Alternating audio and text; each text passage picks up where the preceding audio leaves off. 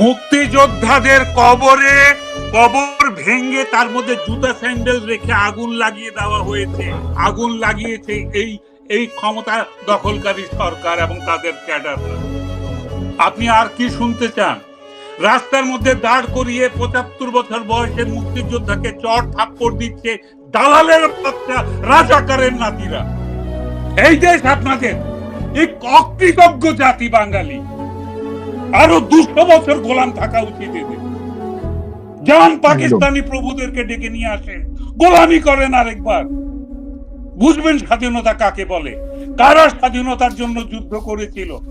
রাস্তায় ইট পাটকেল মেরে আর হিজবুত তাহরির বুলেট দিয়ে আমেরিকান চক্রান্তে ক্ষমতা দখল করা যায়, দেশ স্বাধীন করা যায় না।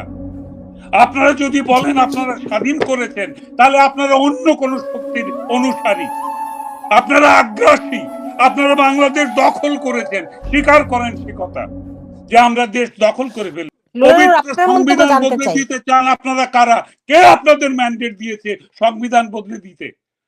আজকে মুক্তিযোদ্ধারা চিৎকার করে হার্ট অ্যাটাক করে মারা যাবে, আপনারা হাসবেন, আপনারা হাসবেন, আপনারা অট্টহাসি হাসবেন নাড়ালে। আপনারা চিকেন রান চিবাতে চিবাতে আপনারা রাত্রেবেলা মদের গ্লাস খালি করবেন। চরিত্র দেখাতে আসবেন না চরিত্রহীন রাজনৈতিক দলেরা।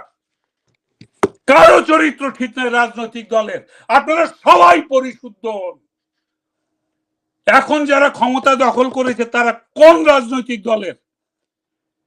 তাদের ইতিহাস নাই, তাদের গুম খুনের ইতিহাস নাই। আমাদের বুদ্ধিজীবীদের, আমাদের অভিভাবকদের ঘর থেকে তুলে নিয়ে গিয়ে 14ই ডিসেম্বর এক রাত্রে শত শত বুদ্ধিজীবীকে হত্যা করার ইতিহাস আমরা ভুলে গেছি। কারা করেছে আমরা জানি না।